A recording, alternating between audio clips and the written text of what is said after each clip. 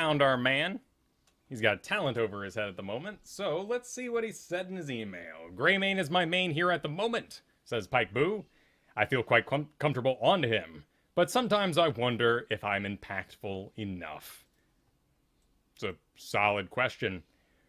One of the things about Greymane is he's all decision making. It's all about knowing when to go in and when to really give him the business. So that's what we'll mainly be looking for here with Pike Boo's Greymane. Time Gilneas was back in the fight. If I am to accept help, then I am glad it comes from you. Warm words, though a little stale back from Greymane there. Uther clearly a little more excited to see Greymane. Once we get on the field too, we'll go ahead and just zoom it out a little bit and take a look at all the possibilities that are available to Pike Boo. And let's go ahead and hide the spoiler while we're at it too. 3, 2, 1. I have become a big fan of this, the gateway spraying and dancing. I think the draft can get a little intense, so why not spend a little bit of time and dance it up? What are we actually dealing with here, though? What have we built? All right, so we have an Uther. Cool. So first thing we're going to do is... the reason I have immediately come to a full stop on Uther is because he went Hammer of the Lightbringer, which isn't bad. In fact, on a map like this, there's lots of opportunities to get auto attacks out. However, the reason we take Uther nowadays is for a certain thing. Oh my god, where'd you go? There we go. Come on back. It's for Guardian of Ancient Kings. Healing a hero that is stunned, rooted, or silenced increases the armor bonus they receive from devotion by 25 to 50. So with stuns on the enemy's side, stuns, root, and silence, cool. Taunt is a silence in that case. Polymorph counts as a silence as well. Slows out of Lunara, hooks count as stuns. Yep, probably, yeah. So probably the taunt is going to be the best time to actually get one of these through. Things can be a little weird sometimes, but that is our understanding right now, and those spells are counting as those abilities. However, Horrify is counting as something else. Last we researched it and did not activate Guardians of King, which may have changed since then. This isn't to ridicule, by the way, Pike Boo's Uther here, but it's important to know why we're going in, what sort of field we're going to be dealing with. So the problem here, and the thing that would alert me as Greymane, is that we don't have Wave of Light, which means we don't get the extra second of armor.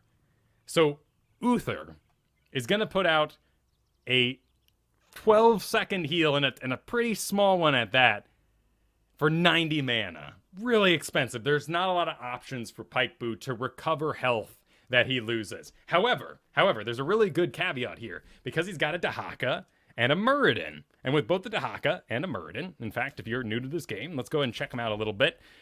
Muradin has second wind here. So after 4 seconds of not taking damage, he's going to regenerate. Awesome. Then we have Dahaka, who collects Essence, who is going to heal as well. Perfect. So now Uther doesn't have to concern himself with using his very long cooldown expensive spell on his tanks. Now, Sylvanas is really squishy. She has continued to feel more squishy as this game's developed and added more burst to the game. Her escape is on a delay, depending on how far away she wants to go with that.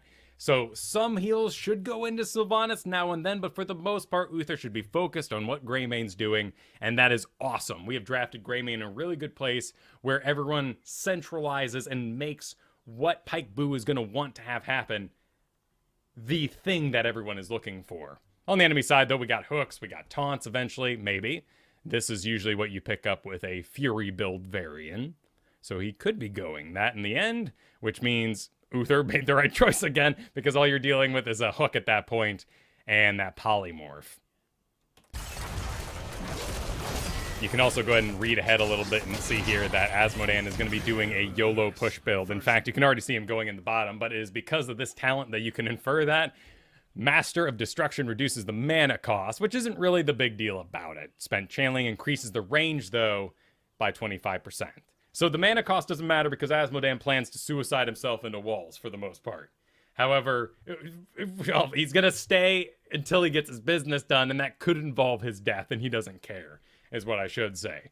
The range helps him wiggle out that last bit of damage if people come down to interrupt him. Also, you can see immediately, playstyle there, that this Asmodan is into what he's doing. And, I mean, with that health pool, There's no reason for him not to. It's a great strategy. He's sitting on near 3,000.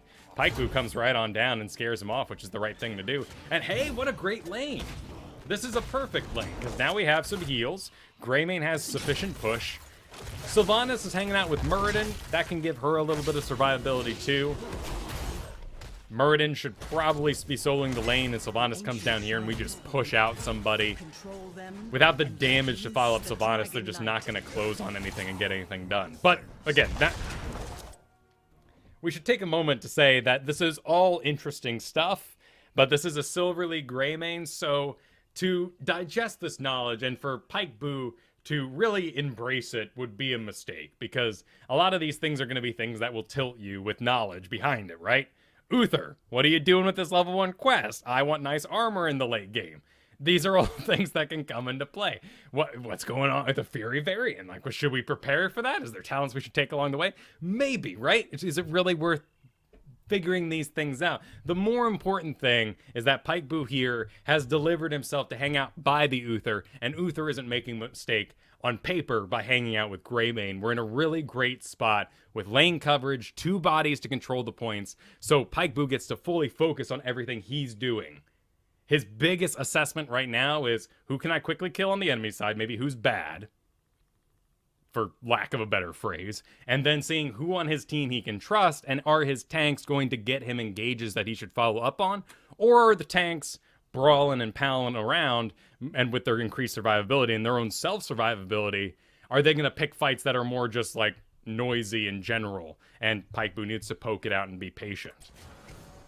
So that's why you're analyzing everyone around you. Not because we're trying to get tilted, because Pikebu's going to use this knowledge to blast himself into Team League. Not at all. Just merely what sort of decisions can we make with what's on the field here. Uses a swipe there to disengage away. Actually uses his disengage, as it's called, to roll back in. Great choice. Hurry, activate the shrines, and the dragon's power is yours. Go ahead and zoom this out a little bit and get a bigger view of the field. Has to break the laser, of course. That goes on cooldown now, so Asmodan can't activate it. In fact, that's worth noting here. Asmodan's laser has a cooldown of 6 seconds. So if you get attached and you use a high-value escape, like a vault or something, he'll have the laser sooner than you have your vault back. So always be mindful of your enemy's cooldowns. In particular, someone who's in the meta a lot right now, Stitches, a 16-second cooldown on that guy. Which is why, if you see the Stitches hook go out, why people start to engage and get aggressive. It's a lot more clear with a Nubarak who dives underground, is stuck for that time duration in his new position, and everyone just goes, oh, kill the tank. When in the past you've been taught not to kill tanks, but because the cooldown was used and it is an error and they're not out of position, we can make those choices. A lot harder to do with something like Devour, but still has a 20-second cooldown. Usually Stitches are going to Devour towards the end of the fight, recover, and then turn it around on you because it's such a huge heal. But it's a 20-second cooldown, so once you see it used, you can get aggressive again. Being mindful, though, there is a talent in here that reduces the cooldown. Yeah, Last Bite. If an enemy dies within 3 seconds of being damaged by Devour, its cooldown is reduced by 12 seconds. That includes all enemies, so you could do that on a lane minion. It could work on Infernal Shrines. So some spells are going to make things weird. Recall on Tracer has very few interactions, and that's really nice. Same with the cooldowns on Genji. Once he deflects, jumps in, those cooldowns are mostly set unless he gets a kill. And that can be a really comforting window to get some damage out. Anyway, back to the bottom. Enough about cooldowns. But Pikebu is keeping all this in mind because he is making the most intense, most important engage for his entire team. He is a lot of the damage. Sylvanas brings good damage too, but we don't know her. Is she going to play in an aggressive play style? Here comes Brightwing, of course, but he's got a disengage. He's going to be just fine. Uther's taking care of him. No problems. Has his well on cooldown. Perfect. Great use of it. Nothing wrong. Nothing wrong there. Missed a skill shot. No problem. Mana was high enough to spare it. Where did Brightwing go?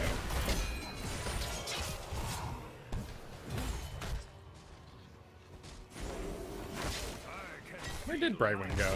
I guess she walked all the way back to middle.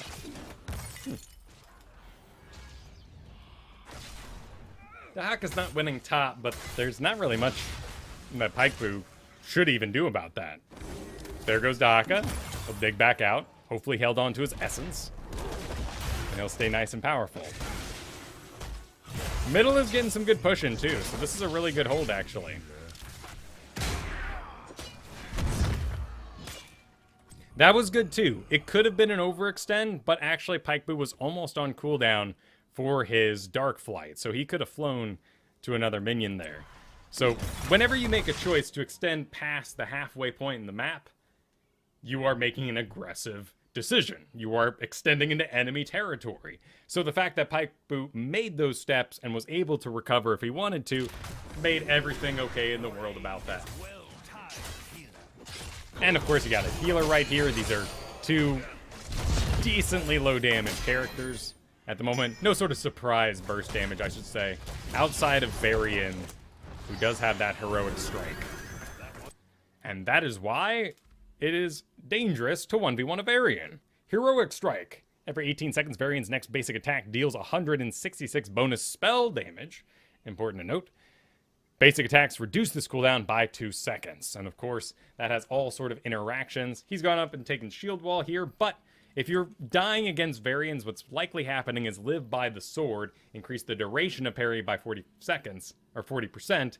If at least 4 basic attacks are blocked within a single parry, the cooldown is reduced by 2 seconds. So this is one of the main reasons why you shouldn't target Varian during his parries, to make sure you're not giving him more parries back. Now, this particular Variant didn't go with Overpower. Whenever parry blocks a hero basic attack, heroic strike's cooldown is refreshed, and the next one deals 20% more damage. That is where the pain comes from on Variant. You gotta be real careful about engaging a Variant. You need to watch your basic attacks almost as much as a Genji. That level of attention paying that you're gonna have to do. Here he's gone High King's Quest. Again, I kind of think he's going Fury, because he got his Stitches on his team, so we'll see what he's up to later.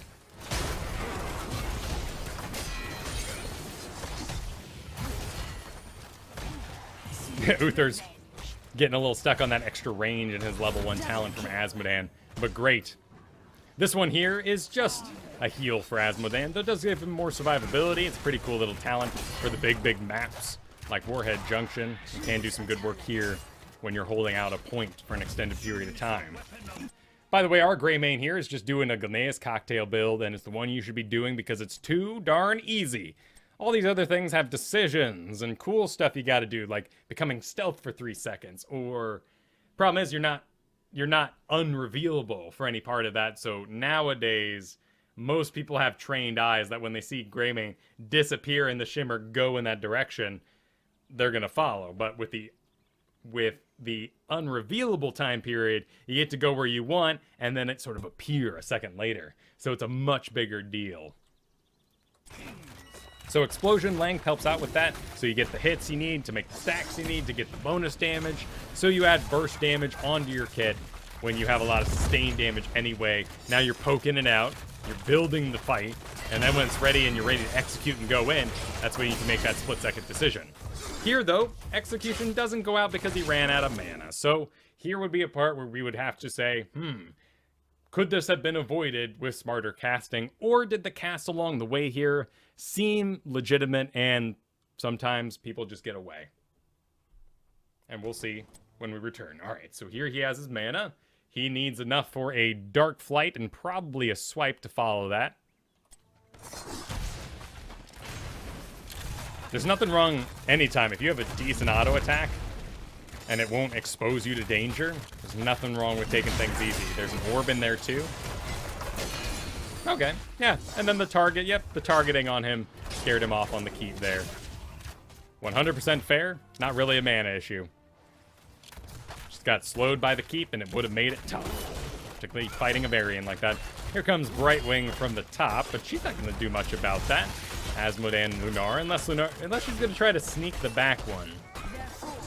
That could be a scary thought. Yeah, she actually does go for it. Watching his swipe now to see. Cool, nice job. No pointless swipes when you're so low on mana. I like it. Nice little cocktail there just to get one more stack. Uther goes for a ride. That's not a big deal. Into that pile of damage.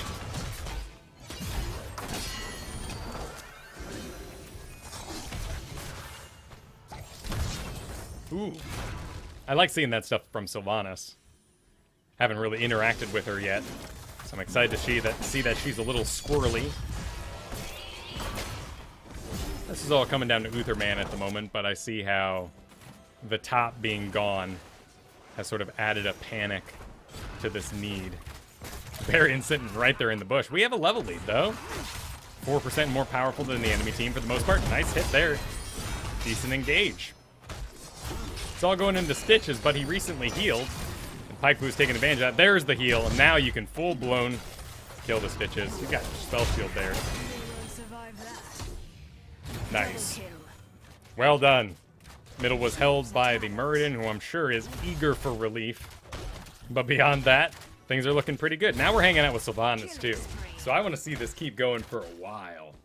I want to see you guys just pallet right down this lane. Or take that. That's a good idea, too. Sweet. There goes Uther. Oh! Even better. So we're in a pretty dominant position now. For the next minute. He doesn't have mana, though. Yeah.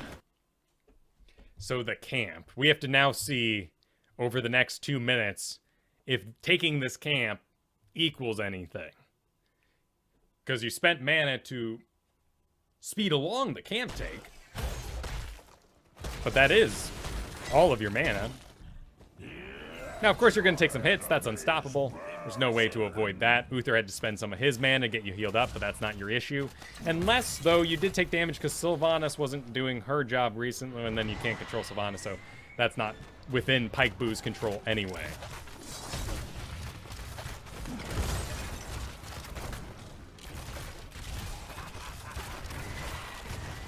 But it's so easy to assume that mistakes are made on the micro level, in the moment, during team fights and stuff. When actually, look at Sylvanas, no mana. We also have this Greymane with no mana. So are we just not able to do anything with this Dragon Knight? Fine auto attack, though. He's still applying himself. We'll even have another good Gilneas cocktail available to get some stacks in before we leave. Awesome. That makes it worth it. That's why stacking quests are so fun.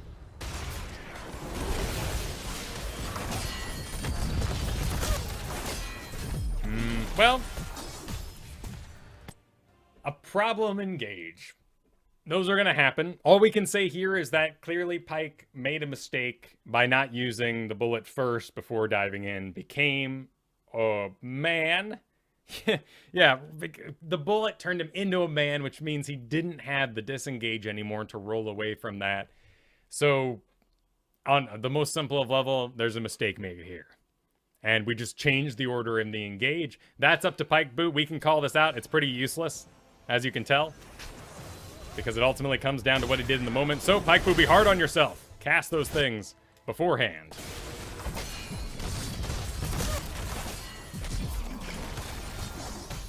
Oh, shame that too about the cocktail, which didn't go to get any stacks in the back either.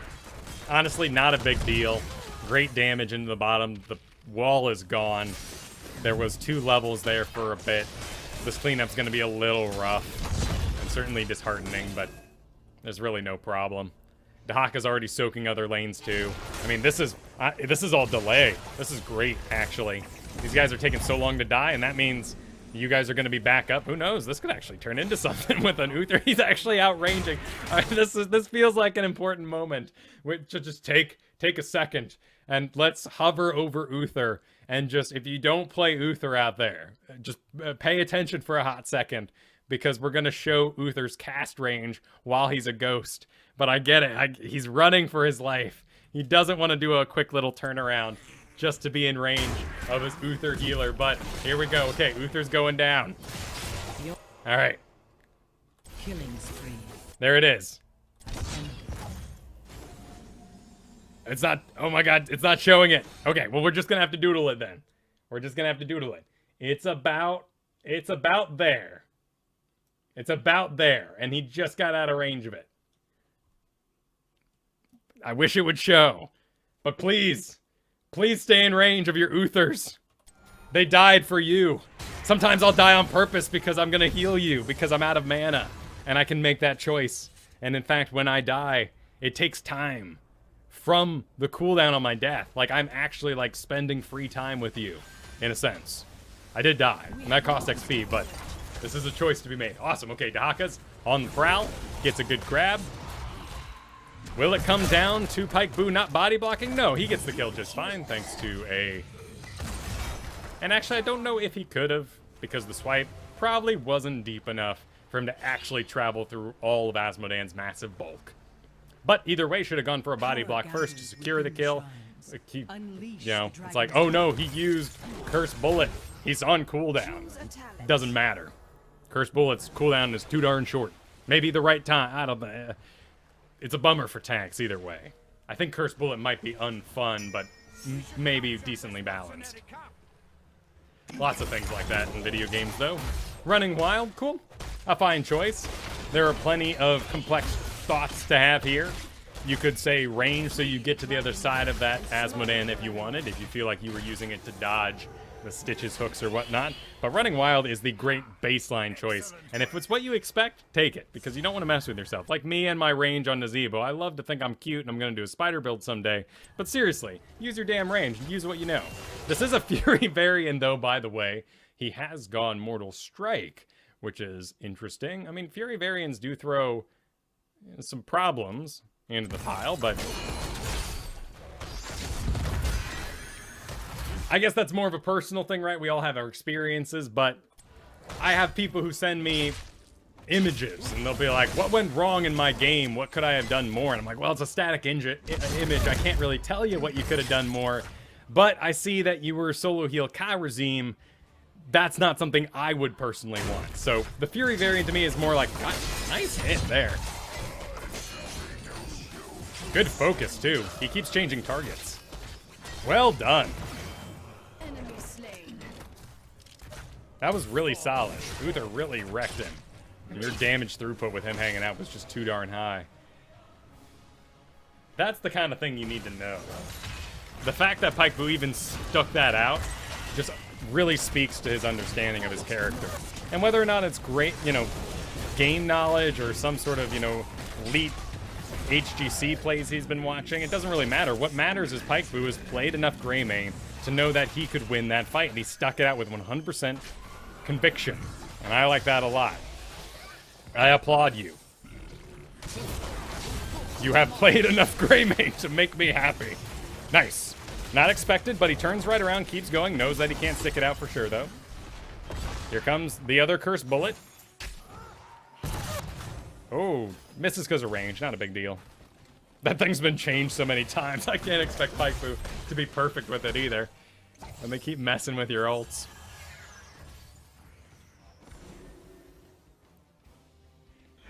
So we've been brawling for a bit. Now would be when Pike Boo starts to retreat that we look at the state of the field. We see something going on up there. What the heck is going on up there? Okay, just a camp. And some heroes revealed by it. Dahaka got away at the last second. Oh my god, is he dead? That is... Oh, that's a shame. That was a nice little dig escape he did. I'm kind of surprised digging doesn't remove the status effects you're under, but you're technically not stasised? But then stasis... There's a lot... We need more terms. We need, like, double stasis. What's true stasis? True protection, vigilance, first strike. You know what I'm saying. Just load us up with terms, so we know what the heck we're talking about. Pike Boo can solo these camps, but there's no problem having anyone else help out. Gets our team together as well. Sylvanas, there's Dahaka dead. So you want to take the bottom shrine, but Muradin wants to take that. And it looks like they just hooked themselves an Uther. You completed your quest. Sadly, that actually wasn't there for the taking. Good hit. Ooh, how nice silence. And this is 100% a good choice. Oh, too bad. Nice little dodge by the Brightwing there. If it wasn't for that Brightwing dodge, I think you would have had this down. 100%. Ooh, Lunara coming in the back, though. I think you're in the right. You're the most important person in your head. I think you bail there. It's tough. It's sad to see those guys go. I hope you weren't filled with regret, and I hope nobody angrily messages you, because I think you did the right thing, being as much of the team's damage as you are. In fact, we're making that assumption. Let's double check. Oh, yes. Oh, yeah. Yeah, real good. Sylvanas is pumping it pretty well, too. Curse Bullet does not work on the dragon, so of course he would not use it on that. Ooh, right into a corner, but he does have luck on his side, apparently. How the heck did that happen? You must have been gorged over the wall. I thought you were going to have to get fancy with some minions there, but you just got to walk away. There's a good Gilneas hit sitting there. Oh, sadly it was a miss. That's a big deal. To go on that kind of cooldown. Here we go. We got another hit, though. Sometimes getting good can be as lame as something like that. Nice. You got good decisions. And you're using your Curse Bullet a lot. Which is really good. Oh, nice. Sheesh, Dahaka. That's a good move. Huh.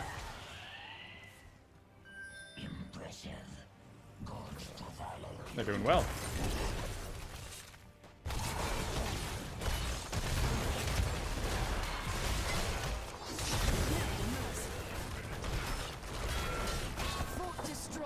Levels are dead even, but it feels like our team here has really found their pace.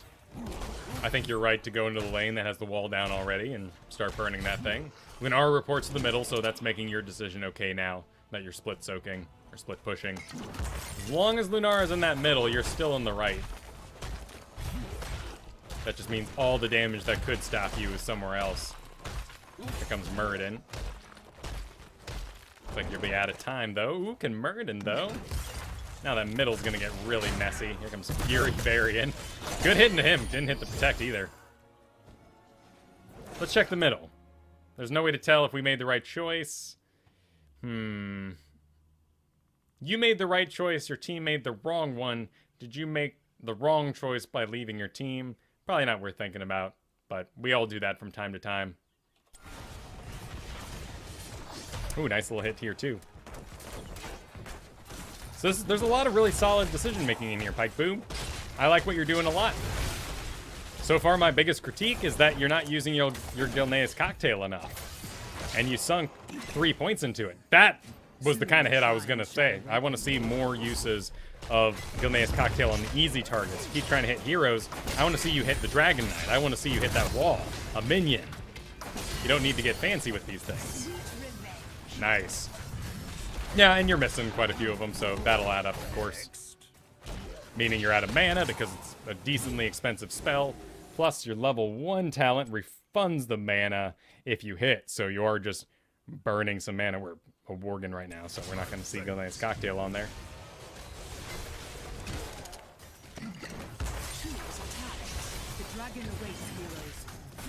I'm glad your eagerness to get back in wasn't a mistake given your well right there.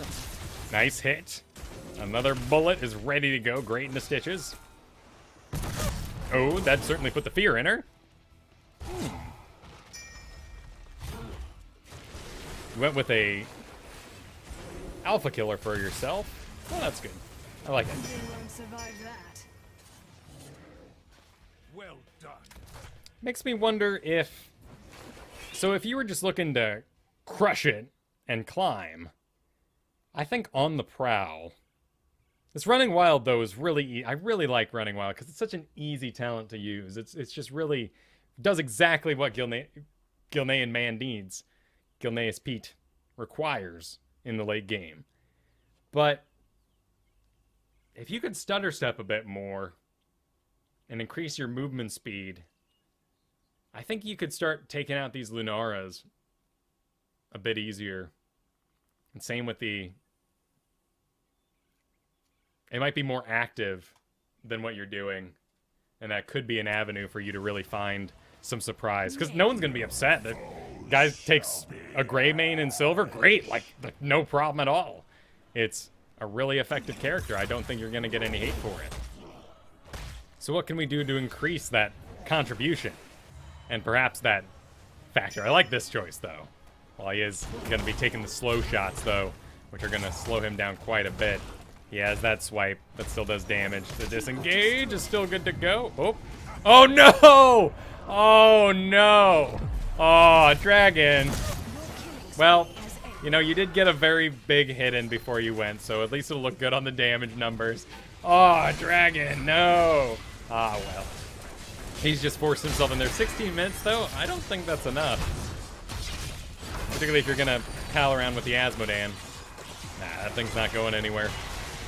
Though, if this gets the kill on old Varian, that's pretty good.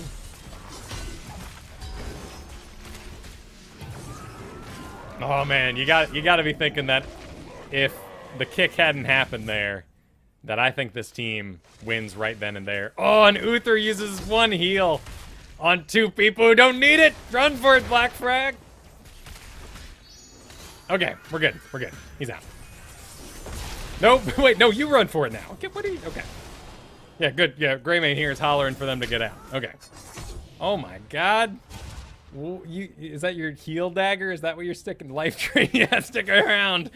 Life Drain will get you topped off. Actually, she does interrupt. That's kind of a cute move. Once the core of the team has disappeared, it's funny to see how things go awry a bit. Stitch is, of course, pretty good at getting picks as a character. Does he have res? He does. Is it on cooldown? It is. That'd be a real shame.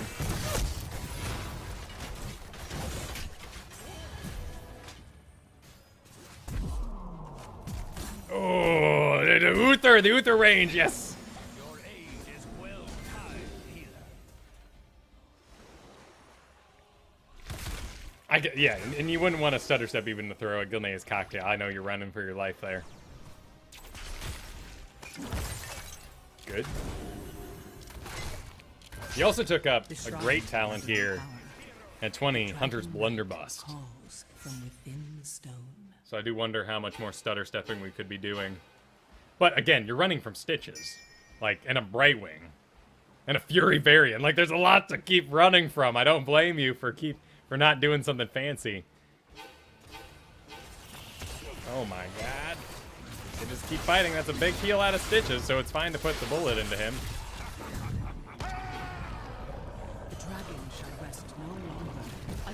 Oh no! Oh, the Variant! Where's that cocktail? All your points are in it. Right there on that demon. That demon. Well, now he's out of range. Oh, you're scared, but there's no reason to be. The Varian's gone. Everything else you can help poke out. Lunara's running for her life. There's actually a single catapult getting close to the core, which means keeping a fight going right now is a pretty good choice. Plus, you have yourself an alpha killer, so even picking a fight like that with Lunara locked in the top here, I would love to see you being a bit more brave during those moments, but it is getting into the late game, and they've been picking on you. So I understand, given your previous experiences, why you're being coy. Okay, so Sylvanas takes the bottom. You're taking a camp. This is the site just for his side, by the way, so we know where Asmodan is, but we don't know where... Well, there's two dead, so I'd run straight for this guy here. Sylvanas has that. She don't need no help. It'll take a bit longer, but she don't need no help. Murden gets cracking on that. They flee before us. Dahak into the top. Cool. Oh, nice. Catapult's holding Varian back. Alpha Killer is... Yes, percent-based damage. So you're looking at a 3% Giant Killer, which is huge, but it only works while you're in Worgen form. And it's only basic attack, so you have to remember that when you do your engage, you do the Dark Flight in, auto attack, then swipe, auto attack. Otherwise, because spells or auto attack refreshes, you're missing out on those auto attacks. It's very easy for Greymanes to, like Sonya's, not actually put out any auto attacks in an engagement, as they spend all their time running around looking at swipes, or in Sonya's case, slams.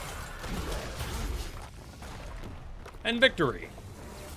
Sweet. Well, lots of people choose to send over victories instead of losses. It's a lot easier to win on your ego, to observe and deduce what's going on in a victory. So we really found some cool ways that Pikeboot can really just punch that out. I'm excited for you, man. Throw those cocktails. Just let them fly.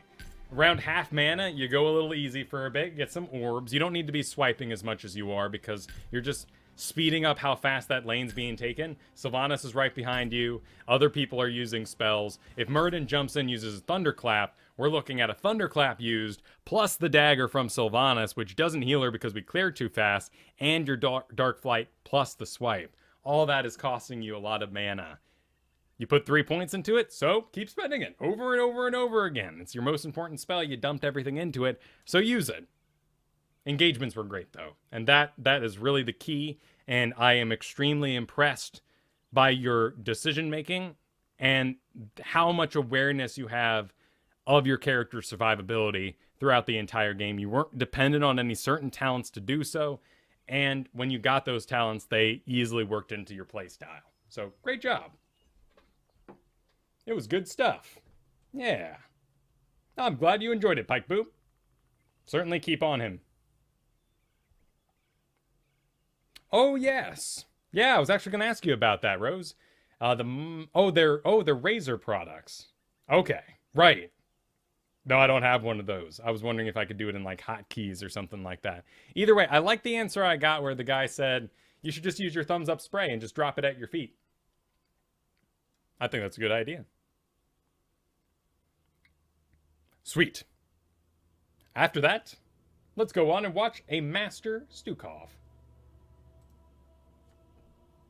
Ooh, think Prowl could help me be human and cocktail throw more. Yeah, and maybe that sort of attention, even just for a little bit, the speed between your stutter steps, I like a lot. Though, as I said, because Greymane's, it got so weird, but Greymane keeps wildly flying between a character who should not attack the front line at all, because he's go for the throat at the moment, and that's what people love to see, or he's Cursed Bullet, in which you're helping with the front line, but you still need that Dark Flight range and disengage to perhaps interact with a squishy backline. What was your backline over there? Was Brightwing, who's gonna Lunara?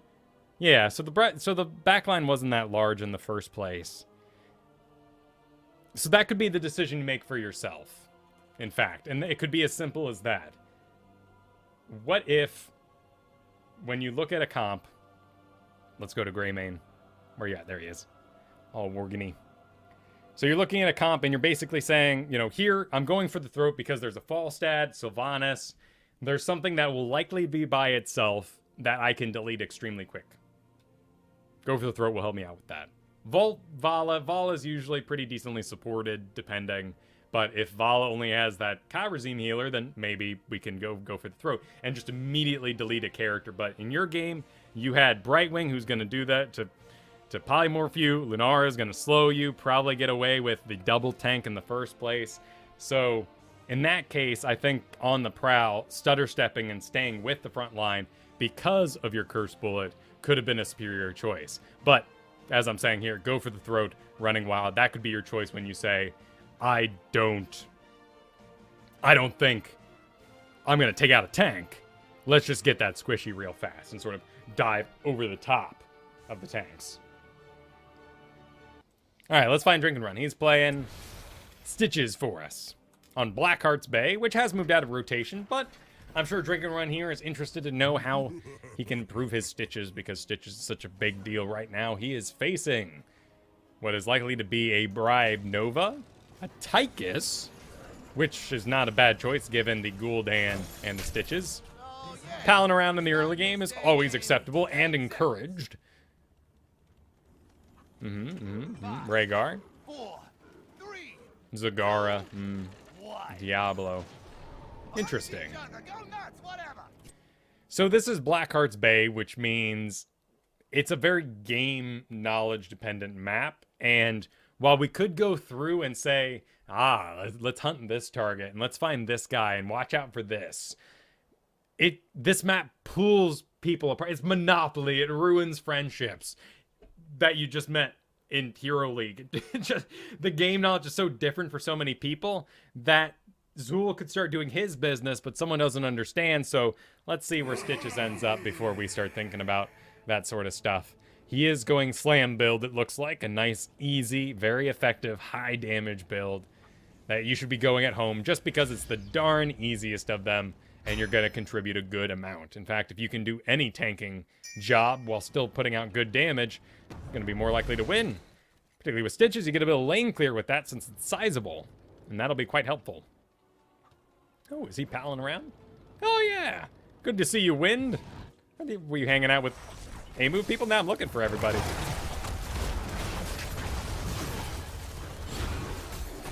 Cool, Dan got isolated because he was palling around too much. Cool, nothing. It's Blackheart's Bay. Nothing to worry about.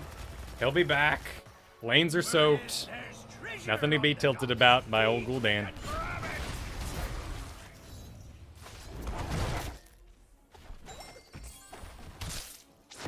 Now, what we're really looking for on Stitches is cooldown management. Choices, of course, matter a lot, but what we're really looking for there is, are there choices that are easier to make? So are you making difficult choices? Are your hooks too money and esports MLG? Or are they the nice, easy hooks that you can make for yourself at any time? The easiest hook you'll make for yourself ever is the exact same engage you do with an Anubarak, with a Butcher, if you feel like helping your friends out. So let's imagine that our Stitches wants to make an engage, and he's right, you know, coming down this way. Enemies here. We could do a hook like this, but that'd probably just confuse our Gul'dan here. Let's stay mounted and ride with our Gul'dan until we're up on him in melee. Then when they make the choice to turn around, maybe they'll even use one of their powers, like Tychus's running gun. Or maybe Rhaegar will have something to bite to. Either way, that means that when you eventually do the hook, that barrel roll, that vault, that run and gun is already done, and this new hook that comes out is 100% effective. So if you're just training at Stitches today, walk in first, fight, then when something makes the choice to leave, because it will, because you have too much health to fight, then you pull it back to you, then you kill it. Everyone already knows what the focus target is, and your hook won't be surprising to people who aren't on comms. Keep things easy. Just like our Gilneas cocktail last game. Fire at the static things, the easiest thing to hit. Splash it over everything. That sort of business. That is a 100% fully good, awesome, well done hook, though. Well done. And I'm sure Tassadar likes that a lot here. Tassadar, a great character to be fighting the Zagara, too. 6 coins now. Yep, go and get him off your body. Ariel's missing the memo a little bit. As to the strategy here, the strategy normally leaves Zool in the top. This is such a complex thing, and it's entirely made up, and was made up over time.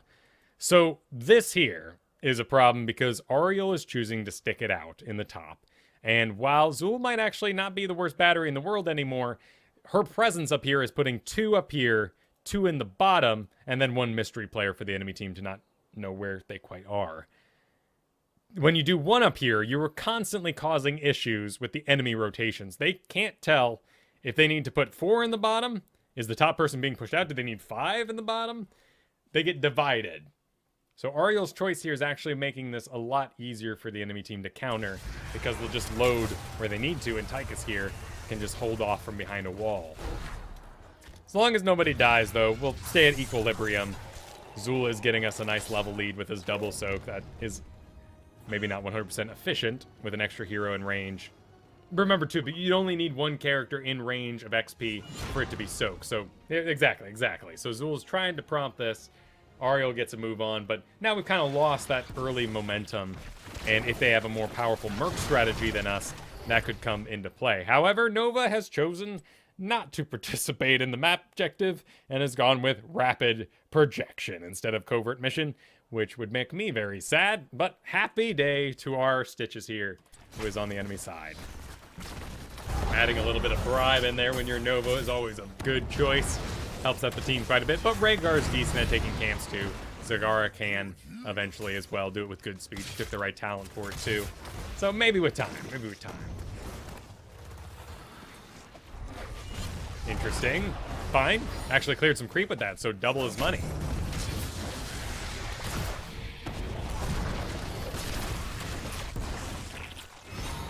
I think that's still acceptable. Didn't really equal anything, but... Plant your face. Tank it up. You got roaches there you can heal off of, too.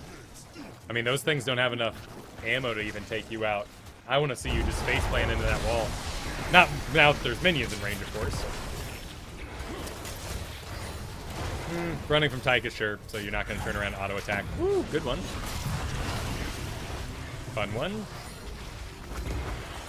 Yeah, not enough follow-up at the moment. So here's where you can really make that choice. You have Azul, though, later on, which is going to make team fighting a lot easier once he's done in the top. He's getting hunted by Nova, though. It's going to keep him busy. Oh, I see what you're going for there. Cool, now, into the wall. Plant that face. Creep is good, too.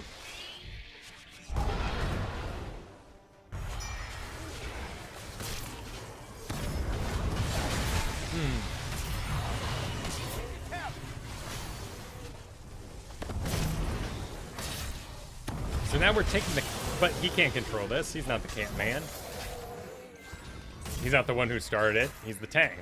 But I do think Drinkin' runs following the team too much, and there is opportunities here to really get aggressive with that huge health pile. You got plenty of mana for it, too. Let's see how this goes.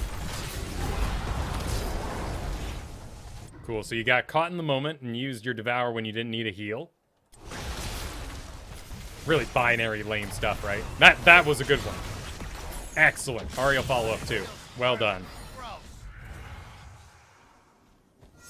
And we're not being dicks here, like, oh, dude didn't use his Devour when he's like, no, seriously, but that's how you get better, is you gotta call your, so if Drink and Run, if you know in your heart that you did that and then you went, oh, darn, I messed up, and I'm gonna send Kyle this replay and he's gonna say that, then good, you did it. You know exactly what I was gonna say, and that is good, and call yourself out for it and be a better player in good time. Things are going pretty well right now, though. We pulled them all down to the bottom. Now they're sending 2 up to deal with Zul. We get all the camps while they try to deal with Ariel Gul'dan. This is a really, really solid play here. Odd comp, for sure, because it doesn't have a dedicated Merker.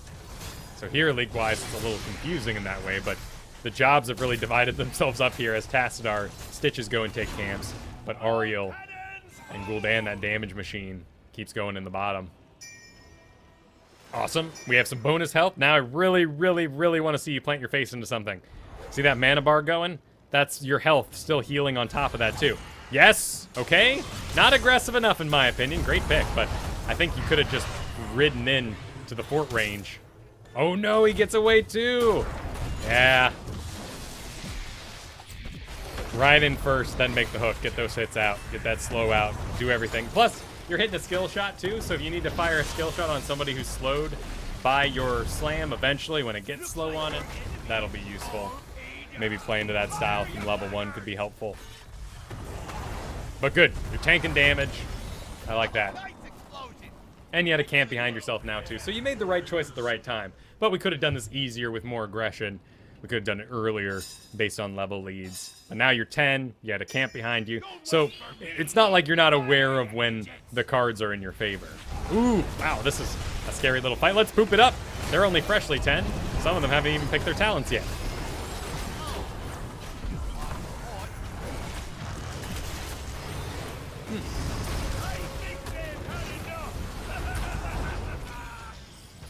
Always a shame when Ariel... Oh, well, I think she was gone anyway. That Tychus grenade would have gotten her. Always a shame when Ariel puts someone in there when they're on a timed ability, but really tough to know every single ability and what sort of time they're going to use it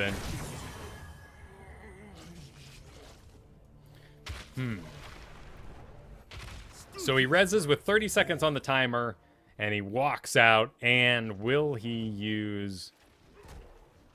I don't think we're going to need Putrid Bile in the next 20 seconds, so it should have been used at the start of that last fight, and we can be hard on ourselves about that. So if you're going to die, and it's, let's say, I mean, here we're in the early game still, mid-early game. So if you're past the 13-minute mark, and you have an ability that has a longer than 60-second cooldown, maybe you should hold on to it. But that should have 100% been an instance where Drink and Run should have used his ult much, much sooner. Having seen the fight break out in the first place, even with the Diablo going and whatnot, it was going to be ready on the other side when he res. But of course, the plan is to never die. And Putrid Bile doesn't give healing anymore, does it? No, that's even at 20, and I think they changed it. Yeah, it lasts longer and now slows, so holding on to it for missed health was never the right choice anyway. But again, this is stuff that Drink and Run can think about, be hard about himself. Oh, sadly that does miss the wall there, but we're boosting after them. Timed ability goes down to our own timed ability. Not enough coins, though. Zool is still soaking it up. He wants to get us 13. Now we're in weird land.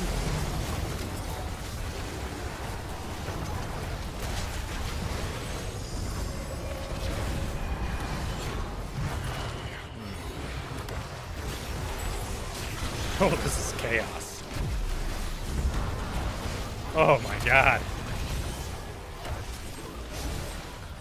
Okay, let's see if there's anything Drink and Run could have done for his team to help them focus. Because this is really super duper chaotic, but they don't have a sustain attacker. Like Vala, Zul'jin, Raynor, you know, characters I didn't name, just anyone with bullets that hit hard, fly through the air, and directly say, I am killing this guy right here. Let's go ahead and take it just a little bit further back. However, what Oriel is doing, while it may not be saving the tank, and the tank is kind of a weird one to put in the Aegis, if you have a dive tank, this is a fine strategy. Anubarak dives forward to make the engage. Well, Anubarak's now exposed. So with a dive tank, you put him in Aegis, you turn him into a bomb. And actually a very high damage bomb. Most people don't think about that, but Aegis is worth running out of. Don't just stand and crowd around, as we like to do, waiting for that juicy morsel to come out like some sort of piñata. Okay, here we got the engage. Right before it happens, that damage, 432. Why would we all stand in a 432 explosion? But we do, because of the tasty candy inside. All right, so here's, of course, as we all can assume, the first little mistake is we engage for an engaged tank his engagement. He is sitting on a lot of coins, so the spells go into him, which luckily those also hit Tychus. We just put burst damage on Gul'dan, Gul'dan's big mistake here, into Soul Shield Diablo, which we can even go over and see how many souls he's got. He is sitting on, hidden information. Well, I guess we'll see if he reses or not at the end of the day. Guess we don't get to see their fancy little trade icons. That's true, I can go over to Zool and I won't see... Nope. Yeah, no trade icons. Bummer. Alright. So we already used the poop for an engage that didn't happen because Tychus dropped his time ability, which made Drink and run away. Fine, that was a ult for an ult. Good exchange. I think nowadays, too, Putrid Bile is less so. Tychus does make the choice that while Stitch is locked down, he's actually using his spell damage instead of his actual giant killer. So this is fine, too, actually. Here, Drink and Run is very efficiently tanking all the damage of the enemy team. Now, he gets thrown into stasis, which is fine because that's a bomb that's going to hit the Tychus pretty hard. We got a slam, we back it up. Wall comes up, trying to divide. He notices that Nova is trying to limp away and goes down there for an auto attack. Receives a shield, gets an auto attack out, is on cooldown.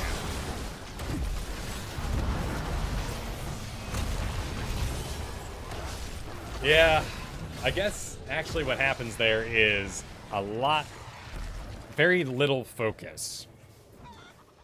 And we didn't have any Putrid Bile to even throw into the equation, which maybe wouldn't have mattered with the Tassadar walls being put out.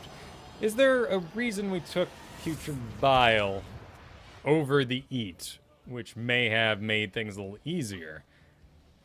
Well, as a Tychus player here, I would say, ooh, go Gorge, because in the rhythm gets ruined by Gorge. Anytime you see Tychus lock onto you, just eat him up.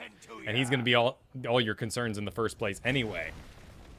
But I'm sure Drink and Run here has a good reason for the Putrid Bile.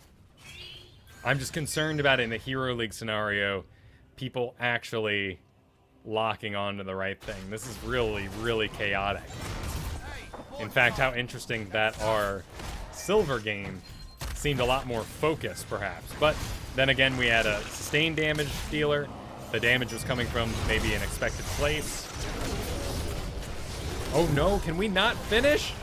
Well, that should help, right? Go skeletons. Okay.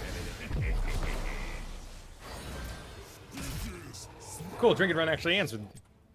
And of course, this wasn't anything aggressive by any means, but I figured the solo frontliner needs as much peel as possible.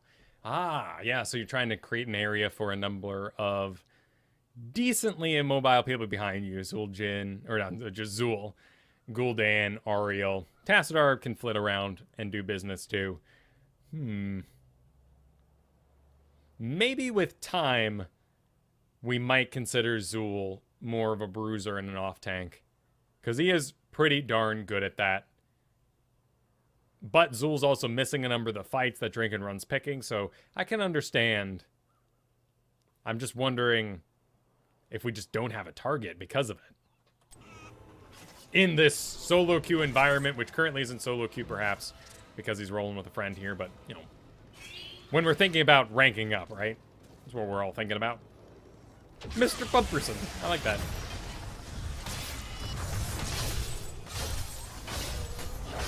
Not that Gorge is some sort of beautiful, everyone targets it, it was amazing, oh my god. But as a Tychus player, I see an opportunity on the enemy side where it would be greatly effective. Other people may not care. Other people may be like, as a Zagara main, I say.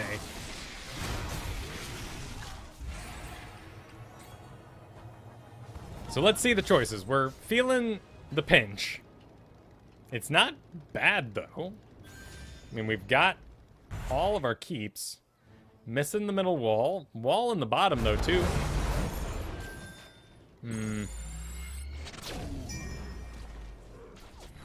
It could be as simple as that. I'm just saying, making a rule for yourself to just not hook engage tanks. Tychus looks juicy, though, doesn't he? So we see the poop.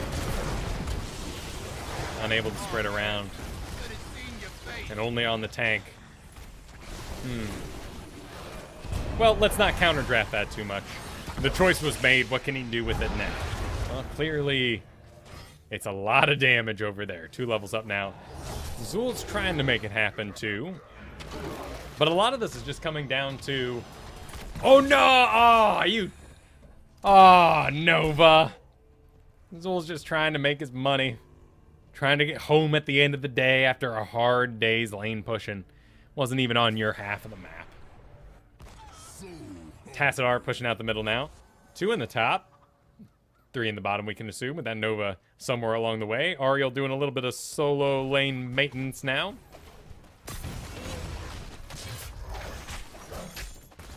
He seemed to be typing at the moment. You're still not 16. So I'm very curious to see that if you get your slow online, if you'll change how you make your engagements. If not, then we can say that you are hooking targets that would already be engaged by you. Wait for the Tychus to use his run and gun and all that sort of thing we talked about earlier. And that's great. That is a really, really apply today, 1-to-1, don't hook dive tanks and hook people after they use their movement ability. That is really, really applicable. And I'm really excited for you if that's what we can find for you today. All right, so 16, it's almost here. It's almost here. There we go. All right. Stitches should now have a slow. No, fishing hook. Oh, no. So we're putting more money hooks into the tank. Oh, Ancestral just ruins the whole spiel. There's some slowing going out, though, which is helping, but you're 2 levels down, right? So that's not your fault. That slime application is about as good as you could hope it for. He did not go Giant Killer on his grenade, so you do not die there. It's a fine build Tychus is doing no matter what, but still. No, mute up. Nope. Zool, help. Oh, gosh, one more attack. Okay.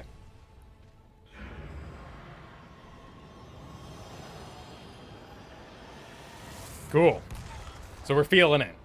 All we got to do is, I'd say, for homework, add the slow. Really let them feel it. Run in first. Get the slow out. Let them panic. Do your damage. And then when they adjust their positioning with their movement of... Ooh, oh! Now that you probably walk away and say MVP Stitches, I'm the best. Doesn't even matter if we lose now. I won in my heart. Nice hook, sir. Well done. Possibly only possible because of fishing hook there. And I'm not saying that Pulverize is a must-take, but I think to encourage the playstyle for a bit, just because we're only hooking tanks and people with their engages already on, or disengages already on cooldown, let's try out Pulverize for a bit and ride into every fight. So they got fired. Yeah, we have, you know, the middle is the easiest to defend anyway, right? So there's a chance we can come back. Ooh, a throw pit, perhaps. Maybe. 2 levels up, but maybe. What's their healing situation? It's gone. Okay. So if they're actually trying... Ah, no, that probably is a no then. But their healer is gone and yours is up. Maybe we could get a kill? Perhaps? Oh, that's no good. But...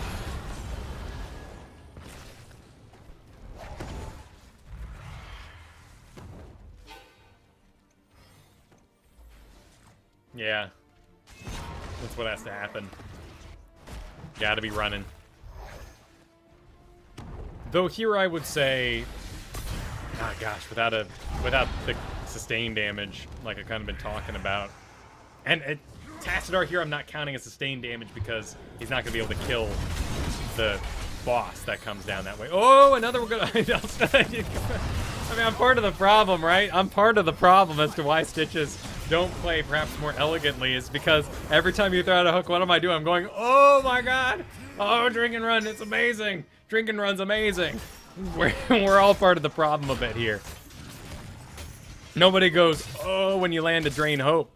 But you have to do all these things along the way. Slow them first, create a body block to make sure that it actually creates something on the other side. So we're basically doing the same thing here. We keep saying, oh, but in all reality, these hooks are pretty random. That one, though, did go on to glory. Okay. They've decided to maybe push with the boss. Maybe Zagar is just palling around. We're going to get healed up. No chance of hitting 20, it looks like, though Tassadar is going to give it his darndest in the bottom.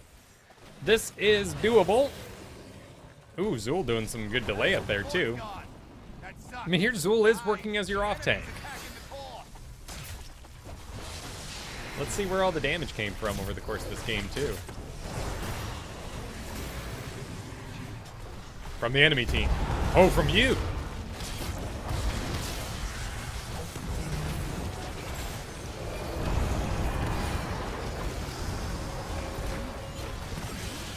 Oh.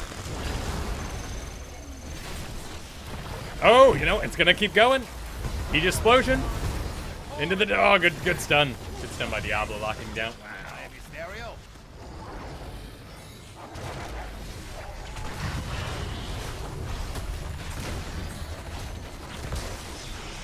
Look how still the Diablo stands, too. He seems like an easy target for it. Yeah. So good job. It was good money hooks. I can see why, when playing in this style and with these numbers now, you would be confused and feeling encouraged to just keep playing Stitches the way you are. Because with top damage, I mean, what's everyone else doing wrong? Why am I so amazing? And with this team, I don't know. It's easy to look at the draft here and say, well, you know, without any sustained damage, but it's Blackheart's Bay, and you can just avoid every team fight for the entirety of it. So I think what it came down to is the choices weren't strong enough from behind, and hooks like that are fantastic when ahead because Diablo dies every time you got one of them. They had to be more creative, but because you took the range, he was the obvious target and the one always available. In fact, I doubt he was actually being like, ooh, me, and like jumping in the hook, but could have been at that point. It was sad your top damage. I'm very sad for that because I think you outplayed the majority of your friends here. Of course, Win made some great choices, had to help soak it out. We didn't really have that Merker, so it's a very odd game to look at, but I'd try the slow engages. Walk in, really think about what there is. Barrel rolls, vaults, running guns, Tassadar, dimensional shifts. What else? Cigar has to run on creep. That doesn't really count. Rhaegar's going to turn into a wolf, but he has to bite something. That doesn't really count. Sonya using her hook shot after level 13, so she always moves. Like, just memorize every single one of those you can. And use the hook after they're used. Particularly on those fall stats. They die. It sucks. Let's watch some Stukov. Let's watch some grind Stukov. As Drizzling Rose played 25 games of Stukov in her season, and I'm sure by this point was about a week later, I'm sure there were many, many more Stukov games played. In fact, seems to have refined her fashion of the character a bit, now sporting that raptor and a nice green arm motif. So, we can assume that, as Drizzling Rose just loves to take supports, that the support was going to be taken for her on this map regardless. But I'd be interested to know, since you're in the chat here, is there a reason why you thought Tomb of the Spider Queen? Stukov does have pretty good lane clear, and I wonder if you would pick him over another support here, or if you're just spamming him, because you do some surprising things with him. I've in fact stolen the build here from Drizzling Rose when I play my own games. And that starts with the Growing Infestation, which means if someone's not standing in it, they might very well be by the end of it. And it's a great thing to do when you got nothing else to do. Is kind of the way I've found Lurking Arm. Of course, it can save lives, it can win games. But also, it's what you can do when your other things are on cooldown anyway. Spreading around some healing? Sure. Last game we saw from Drizzling Rose, it was one good spread at 4. And in fact, with a rotation map like this, depending on who goes bottom, which would be actually kind of an odd choice. Who would go bottom? Oh, Ragnaros is bottom, right, because we're the red side and they're the blue side.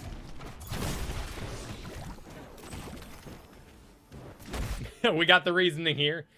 It is Stukov, greater than Mouth, greater than Panic. Let's see what we need. That, I mean, honestly, that's about as good of a plan as you can have. I've got, what, 3 heroes? You've got 2? I know you used to play a lot in the Zevo as well. It's a good pick, but yeah, that's really all you need for Hero League.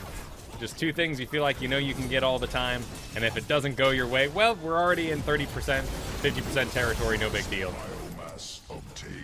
Good. Abathur, voiceover 2 going in the background. Spreading around, popping it. Cool. Looks like we're going to run back and grab a well. Calculated. Nice. And Ragnaros continues to battle Leo in the bottom, which probably breaks about even. Depending on how Leo chooses to stand in the lane. So cool. This is a great little 4-man roaming about. See, there's the one. One of the fun things about Rose's build and playstyle is it's very much based on the build she eventually gets into. So you can see these weighted pustules. They only fire on single targets. And you're thinking to yourself, what? Why wouldn't Rose want to hit multiple things? It can hit multiple things. Sounds like a good plan. But actually, eventually, we get a talent that interacts with that. So just playing like that from the get-go, well, eventually maybe a place to optimize, is a really good way to ensure that everything is online when the time comes. It seems like things are going fine in the bottom. Actually, you can even run down there with some milk and cookies, as I like to call it, and deliver a little bit of health to Rag, but hey, oh yeah, nice. 14 in, starts that weight that gets people looking at it. Looks like he is actually fighting inside the lane, so he's making the wrong choice in the first place. If you're not familiar with what I'm saying, their solo laning has a lot of individual interactions with it, and there is a list of solo laners that tend to solo, and Rag being one of them, and Leo being a decent counterpick to that. In fact, Leoric here is doing one of my favorite old talents on Tomb of the Spider Queen, Fealty Unto Death.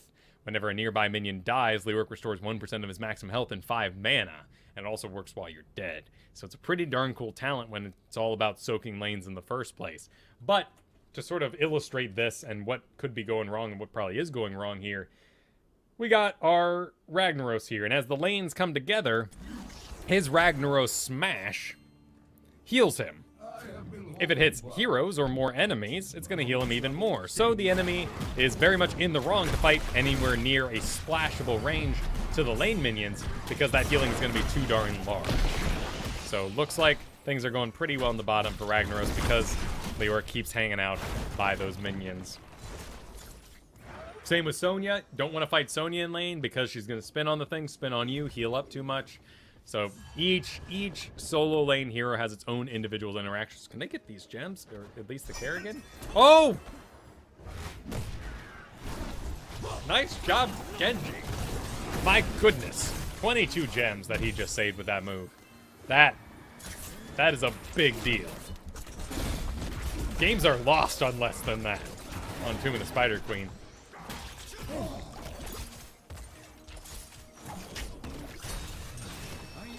Solid. Actually, all the CC on the enemy team is delayed after the Stitches hook, and even the Kerrigan. So, oh, Genji's drafted really smartly here, and is going to get to, I assume yet again, Genji was probably early picked and probably not drafted at all, but that's going to be really useful later on.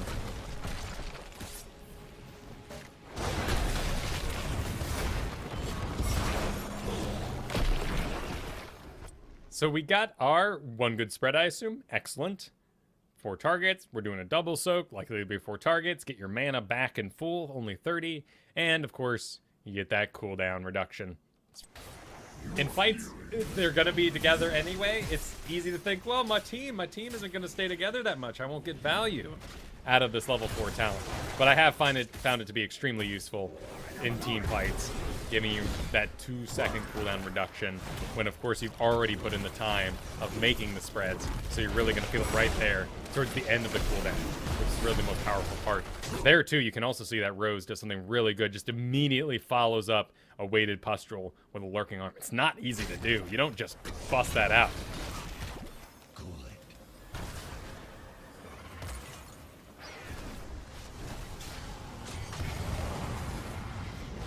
Breaks the tether, then heads back in. Heal goes out. Nice little hit on the front line there, immediately followed up. And this is, again, another interaction that Drizzling Rose is going to have later on in the game that's already set to go. Oh, he actually gets out? No way, we don't have a bio kill switch, though. But, oh, close. Kael'thas even caught that Drain Hope. Level 7, here it is. So one of the interactions, detonating exactly 1 weighted pustule, but any number of healing pathogens with Bio Kill Switch reduces the cooldown of Bio Kill Switch to 5 seconds. This talent is amazing. Absolutely amazing. And you should be taking it.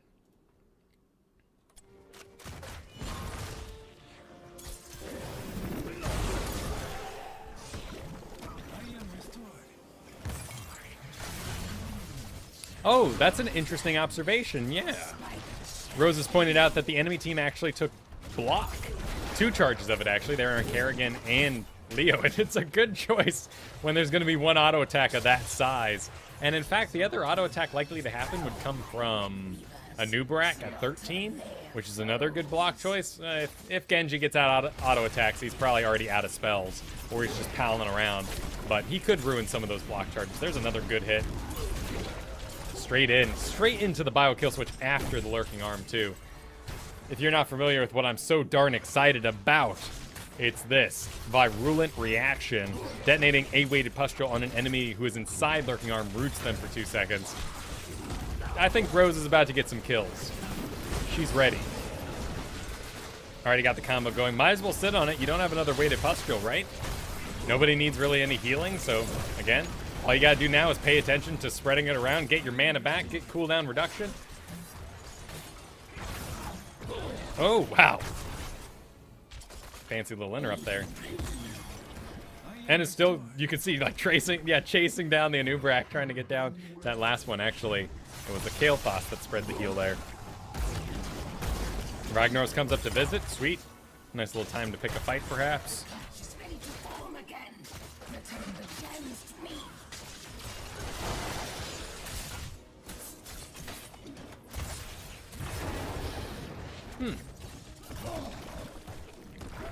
Nub Kale, please stunlock. Interesting request. I haven't really noticed anything wrong so far. Other than that, you know, both are kind of throwing out their stuns at random times rather than trying to... Stop, let me clear. What?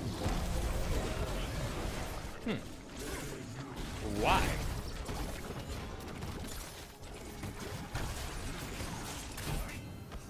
I have no idea why Genji would want to clear instead of someone else. You don't need stack spray. Okay, yeah, it took me a moment. So what Genji's upset about is he must be stacking his deflect, which is currently at 2058, and so he wants to meet lanes right as they go, rather than getting cleared by Kael'thas in advance, so that he can get some deflect stacks, perhaps. That's a strange thing to be sort of pseudo-tilting yourself about. Bio kill switch heal! Isn't enough. Oh my god, and then they just... Whew, bloodlust all over the face. I assume we'll go into massive shove here, but I'm curious to know what'll happen. Good job. What?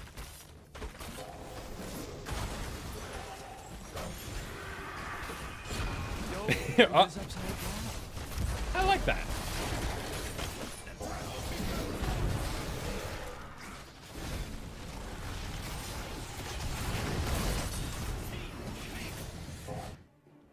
All right. Eager to join the fight, I'm sure. Let's see how the massive shove is used. Now, while you're engaged in the shove, you do have 50 armor, and you will do quite a bit of damage if you slam someone into a wall eventually. But we've got this fancy single weighted pustule. We've got a lurking arm, a healing pathogen that needs to roll out, and a bio kill switch that needs hitting every once in a while. So I think the thing I am most confused on Stukov right now is when I should massive shove, who I should massive shove. Should I care that much about who I shove, or should I just get it out there? Ragnaros is clearing the top. Cool. Nicely held lane. Of course, they got the second one, so it was a little more powerful than our previous first turn in. Not something you really need to actively play around or avoid in most Euro League games, but...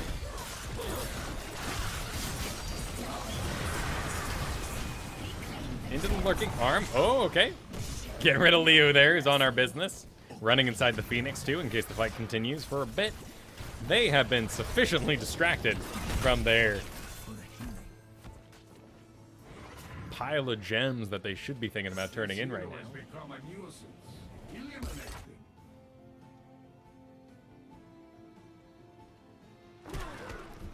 And actually, we have both a cocoon and a shove. Rose saying in the chat now that you should use shove just like cocoon. So nice and early, make a choice, ideally picking the right person. Pile of CC there chasing one of your assassins. One with gems on, no less. Nice little interrupt. And that hook was on cooldown, so that interrupt was not that big of a risk anyway. We could add an Entomb follow-up, but nothing to worry about there. We got a level lead. Clearing out the camp now. They'll get the turn in, it looks like. Running up to Genji, who seems to be picking a fight with Kerrigan that he's losing. Actually went block too, close one. Not actually that close, but still a little spooky.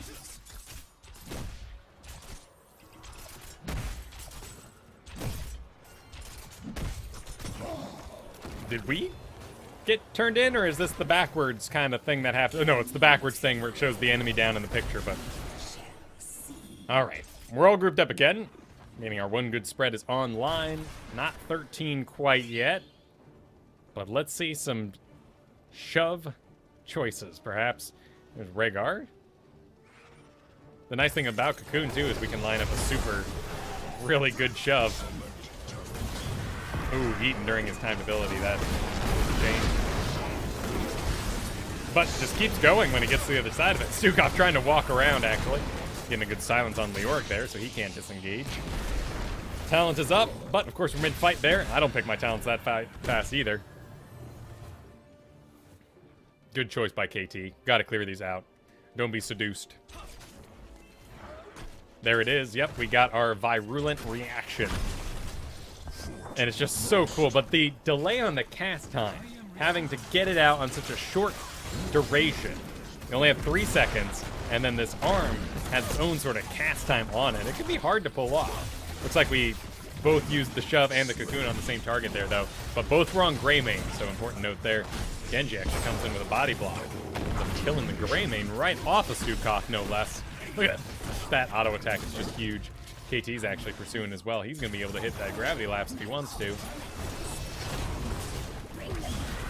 And you can see, there it is. Even though it didn't hit there, that's that virulent reaction being aimed for. Giving yourself a root on such a busy kit seems really good. They not have clean and heal. Just stun and ult. Oh, but they don't have cleanse. Or heals? I guess he's saying because Rhaegar's too slow once we bruise him up. -1. Is he keeping a point system going?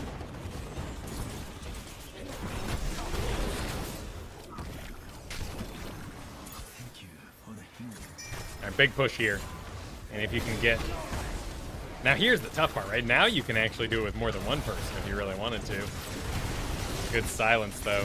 Sadly, Nubrak wasn't able to follow up. But that was just stitches. I understand his lack of desire to just dive the enemy tank. Sadly, they pulled the wave there off the Spider Queen into sort of an odd area.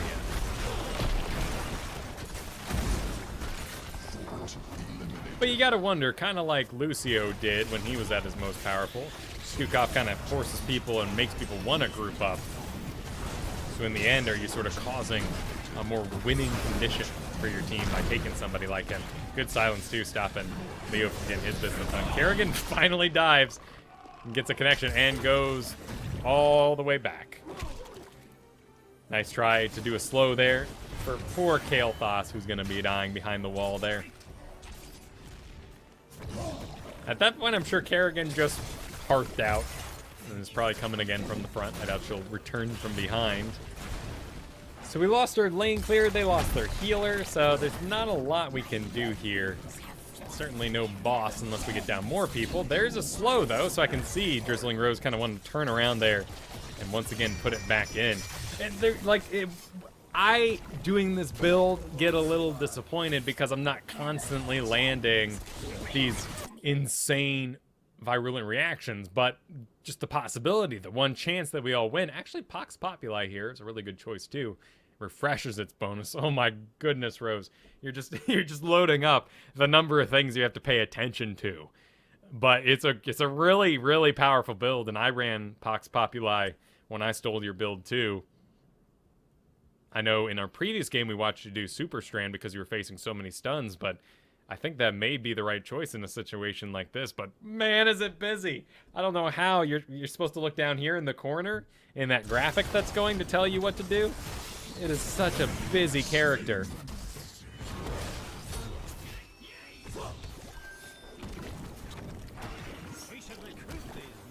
Okay, Kerrigan down. Leo in the bottom. This seems right. Cool. Yep, then you have enough gems for a follow-up. There's Greymane thinking about it. Oh yeah, with a cocoon and a shove. I guess it's pretty safe to try and go for a boss when you can remove half the enemy team with Kerrigan missing. Yes, yes, do turn in. So many games where the boss has been taken, we all push with the boss, and we're sitting on enough coins for a turn in behind it. But this is Master League, so we can at least hope for that. Boss pushes the top, Kael'thas chasing behind it. He has no coins. Everybody catches up, ideally. Ooh, some lane to clear, though. Might as well advance that up to the wall. Right, I mean, if they could stay calm till the spiders land, they don't need healing for a fight they shouldn't be taking, because the boss is just getting down the wall, then we'll go with the spiders. Rose cleared that out so the spiders would spawn further up, making more pressure in the middle. But they wanted to fight, as people do, so this is the fight they picked, and it's a little dangerous out there. Push onto Stitches takes some places. Still holding on, look at that. As if to say, I know this is scary, but I expect my healing to be enough.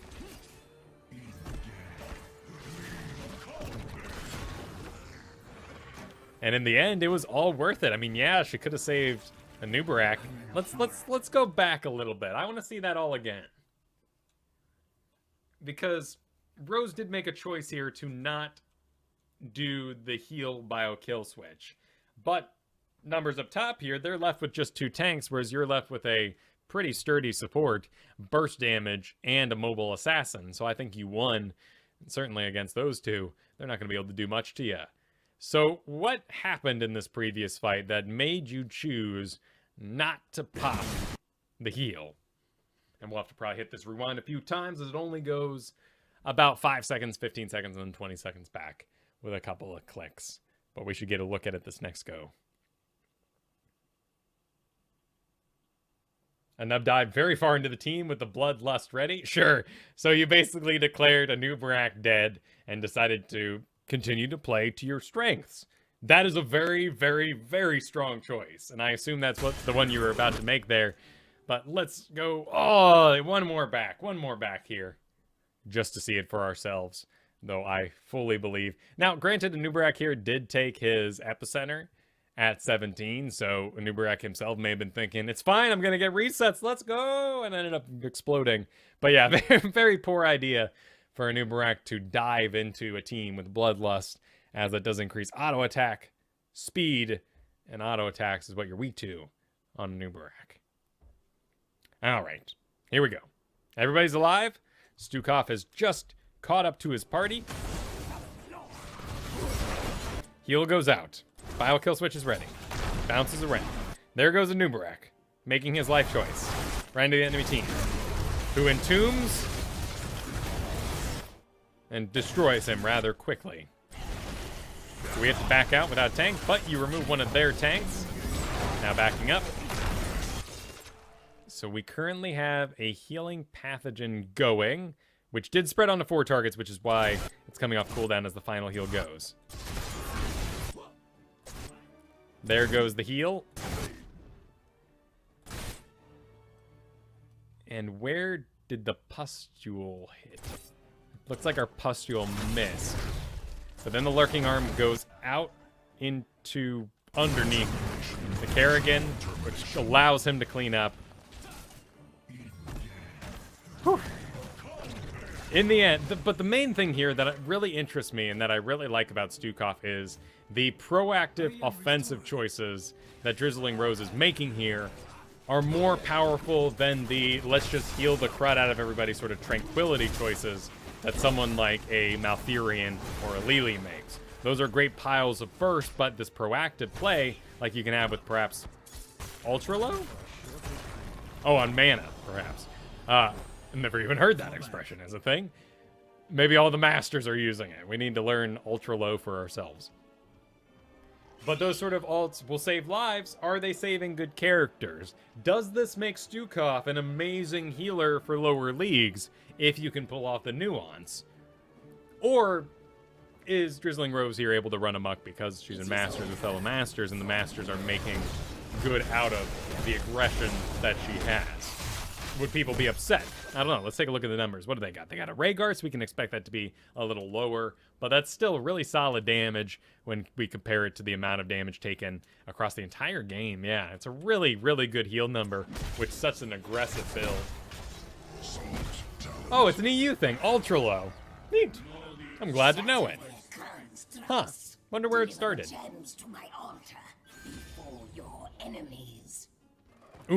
Do you guys say over there then, or is that an American thing? Always good to get the pile off yourself. Ragnar's clearing out that middle slowly. They're all up. We're all up. Genji actually found himself a Rhaegar who seems to be alone. Stitches does seem to be nearby. This Genji does allow the healing pathogen to make its way back onto the rest of the team. He's actually doing all the scouting, kind of like a stealth character would too. And he's in a very safe spot because all that can happen to him is a gorge. And he'll just dash away when that's done without any follow-up CC, unless they do Kerrigan CC, which again, the duration may not be long enough and level up Genji would survive.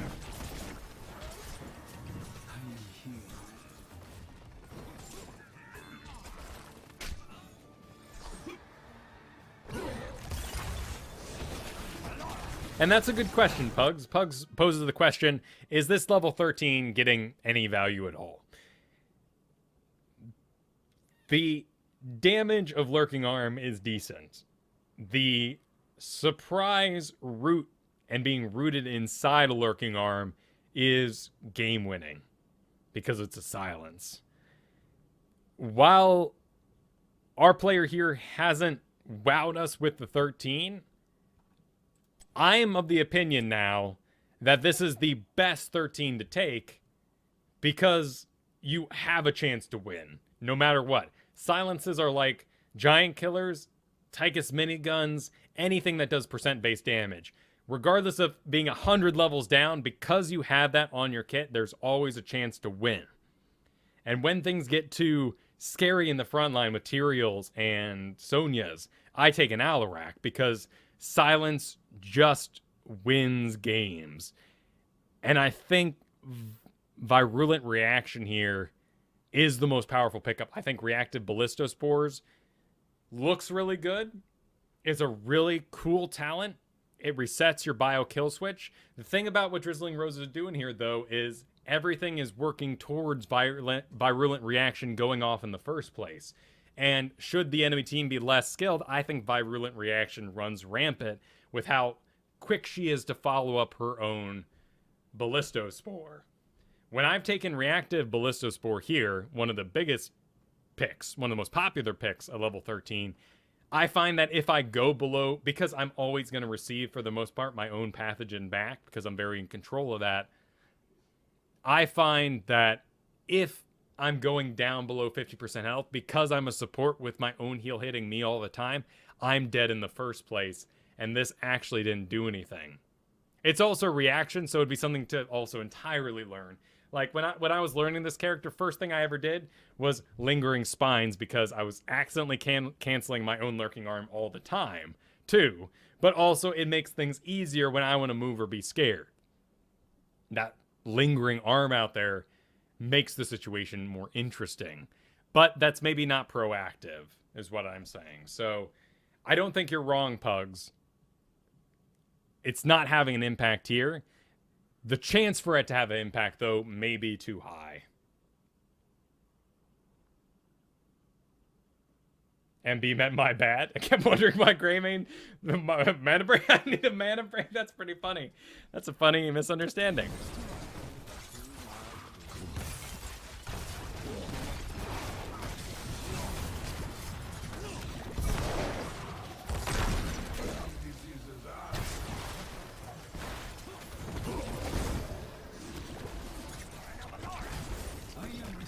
Think kind of like Stealthies, right? Or Chromie. Like, Chromie isn't going to bring you the most power to your team, but there's that chance that you're just going to delete somebody when they're out of range and unable to even do anything about it. You counter a certain pick. And all that struggle, like Abathur on Warhead Junction, all that struggle up to 10 suddenly becomes worth it because everything falls into place.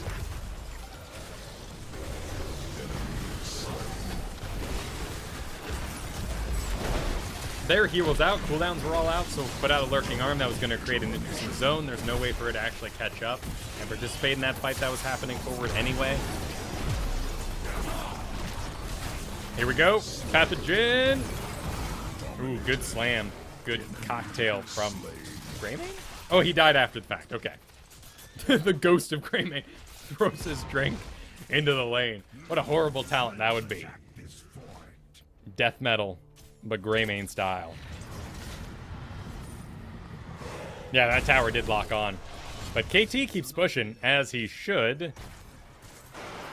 While they back, they're not in any danger. There's the Kerrigan that would actually take him out, so... This is something I'd like to see a lot of lower league players do. Notice how much danger you're actually in, and continue to participate. There is no reason for KT in that situation to run for it, because there simply was no danger in range, and he was aware of where the Kerrigan was at the end of the day. One of the best things you can do, particularly in your quick matches, is stick it out. Figure out that life, just like we saw in Pike Boo earlier. His understanding of his life at that level meant he won the 2v2. Learn that stuff for yourself. Stukov went with the push comes to shove, which is what I popularly see. I think the bio kill switch detonates lurking arm is pretty neat, but I haven't really played around with it much. It's really tough to add one more thing that you have to pay attention to on top of this build. I don't know, just in case, if you wanted to add another interaction with your bio kill switch, by the way, can now happen. Or you can actually push them faster and have them reduce cooldown, so that you're not locked in to that push for the same duration. Seems like the easier choice, particularly when you're using it to lead fights, as Drizzling Roses here, and as seems to be the best play style because you're using it like that cocoon at the start of a fight. Ragnaros is going to deliver something special to the bottom for a little bit, but looks like he's going to run away. Yep, yeah, KT, right to say, please get back. I don't think you'll lose because Ragnaros dies there, but certainly it is a Molten Core. It's very helpful. Now, we have learned that he should Molten Core now so he can start using his poke damage rather than trying to tank any sort of damage off of that and save the keep. But, all the same, not a big deal. Looks like he's going to try to catch it. He does have his level 20 Molten Core 2 heroic difficulty, giving that bonus health. So he's going to try to catch the damage here. Pops up. Bloodlust actually used for movement speed there. Stukov having to walk his way. Stukov does a lot of walking. Silence just doing some work. Oh, but no auto attacks. There's a stun. There we go. Kerrigan goes down. 2 for 2. They're on the run. They are doing there the lingering apparition, which allows him to do a longer wraith walk. However, they're about to get a lot of catapults on their business. So they're just, this chase has very little to do with kills. Kills are amazing, naturally, but it actually has more to do with keeping them engaged and letting the catapults close on the core there. Now, though, with just those two tanks, a sort of tank for our own, KT, damage behind it, they can walk in here. Ragnaros is making the choice. Looks like KT wanted to run for it, but they do have catapults here, and it's not Leo that's dead, it's everybody else. Push removes Leo for a time. Really is, I think, the best level 1 talent. Doing that lurking arm there. 37, though. 51. Yep, they have exactly the amount needed to turn in. Here comes Rhaegar. Here comes Kerrigan. Right, and as it's brought up, the explosive kill switch also detonates or removes the arm, which is not the plan because we're planning to root them inside for that lasting silence. In fact, if we root them for 2 seconds while inside the lurking arm, but we blow up our lurking arm, they're just rooted, and I don't think they're actually silenced anymore because it's just the root. Epic little hold here, going only to the 23-minute mark so far, but spites are getting important. Great pick, though. It is Leoric. He'll be back. Just trying to get those last ones turned in. Here comes a new Barak. Oh, wow. Parted the seas there a bit. Push immediately removes the damage. Greymane from the group there. Nice heal switch onto the KT.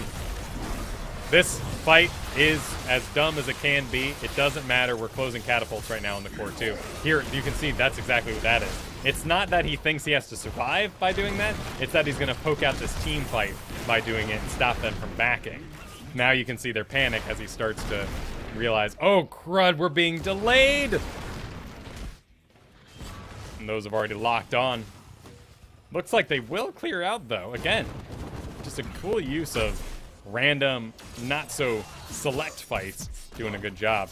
In fact, actually, well done by, ooh, there it is. So there's the root that does allow for the Anubrak follow-up and the kill there. May have been dead anyway, but getting picks. is how you win the game. There's very few things you can do in Master, like take a cute merc camp that'll run rampant. It really is just getting good 1v1 kind of kills. Killing the enemy team dead. Removing that Leoric now. Oh, nice. Damn right you snared. Genji trying to take away your victory, your hard-earned talent spec that you put a lot of work into. Look at that, too. You just had the straight into the root.